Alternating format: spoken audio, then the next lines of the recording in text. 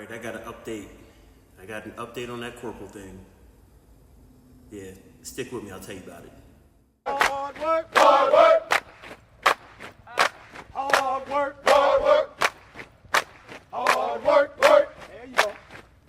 So, I talked about the whole thing about Corporal having the opportunity to become a warrant, or letting that be your first stepping point to becoming a warrant. Well, I happened to be at the right place at the right time, the other day, and I spoke to one of the warrants that screen the packets and that are on the board.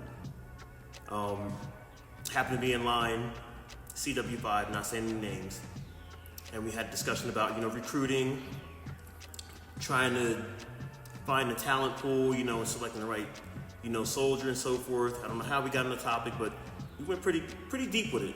It was actually a very good conversation. At least I had his ear. And what it boiled down to was that we talked about NCOERs. So he said one thing that's lacking in the packets that are coming across his desk, and a lot of them are getting denied because of this, is that when your NCOER comes across just stating that you're qualified, and all of them say qualified, it just shows that you're doing your job. You're not extraordinary. And those have been getting kicked back. It's unfortunate. Granted, if they need numbers, they'll change that, but they're looking for the better soldier out of the group. So to the highly qualified, I think, is top block. So where I'm kind of spiraling to is, let's say you have soldiers, let's say that's been in for 6 years, has 6 NCOERs, and all your NCOERs should say qualified, meaning that you're qualified to do your job. You're just a basic soldier. That's not going to cut it. His whole thing is stating that, let's say, when people think about becoming a warrant, you need to think about that earlier in the game.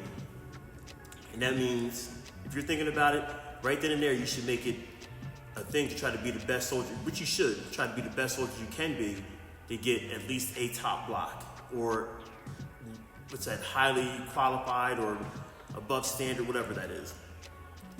Because he said, even if you had one of those in the beginning and the rest are qualified, that would even say a lot.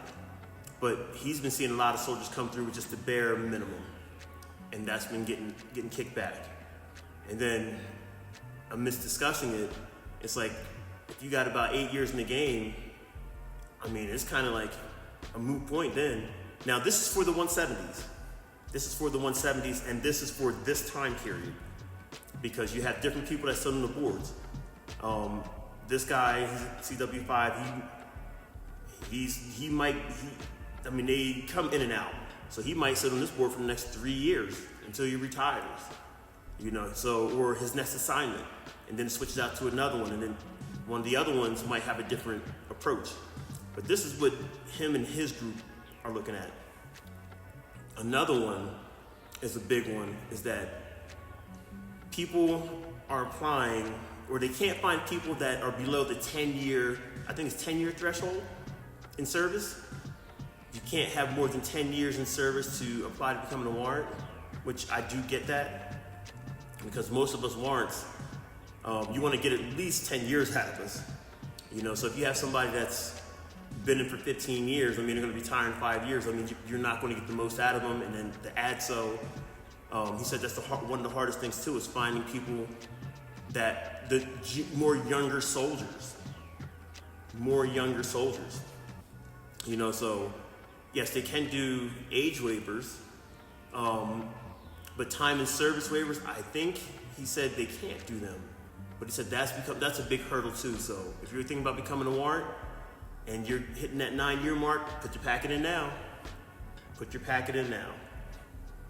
Let me jump back to the NCOERs. And this is where the corporal thing might not work, because you need NCOERs. Okay, as a corporal, by the time you have your first year as a corporal, you should have your first NCOER. Most likely you'll hit E5 by then. So you're still going to be junior. And that's the thing about the experience side, we discussed about the experience. He was stating that they're looking for people with more experience. So when you get the qualified individual, they're looking for the highly qualified. Now, if you have a soldier that's been in for a while, let's say an E6, who's had more time in knowing the military and knowing the job, I mean, you do have those outliers. I mean, I've seen E4s run circles around many people, but it's not all. So the whole thing revolves around having seasoned soldiers. And then it dawned on me, that's why the Marines and the Navy, and I'm going to stick on Marines on this, but Navy too, you have to be at least an E7 to put your packet in, what they call a package. You have to put your package in to try to become a warrant. And then at that time when you make it, then they make you a CW2, a W2 as a matter of fact, not even CW2 because they're different, a W2. So you're already commissioned. And then you have the different pay things. So this is where Corporal might not make it. And come to find out, they did a pilot program with E4s. And where they had a couple stellar soldiers that they brought in that were E4s, you're almost looking at street to see. That was the minority. That one soldier that's like the diamond in the rough that they were able to pluck from the handful they tried this pilot program with. What they lacked was the military experience. That's what they lacked. You know, the leadership, just being seasoned. I mean, an E4 can't contend with an E6. You know, you've been in for 3 years versus being in for about 8. 9-day difference. Your experience is different. So you know how to deal and work with the Army, even aside from your skill craft. But that's what I found out today.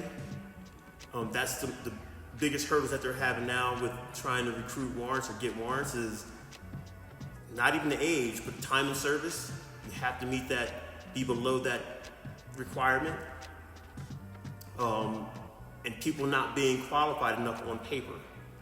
And that's with your NCOERs. And if you wait too long, you have too many NCOERs, you can't go back. But I hope this helped you guys out, you know, when you're planning on becoming a warrant or dropping your packet to give you some insight. You know, if you have any questions, you know, drop some, you know, comments down at the bottom, you know, subscribe. If I can answer them, I'll answer them. If not, I'll try to find out. Try to poke around. I mean, the warrant officer world is very small, you know, so I'll try to do what I can do. But until the next time, if I get any more information, I'll let you know. Peace. Stay dangerous.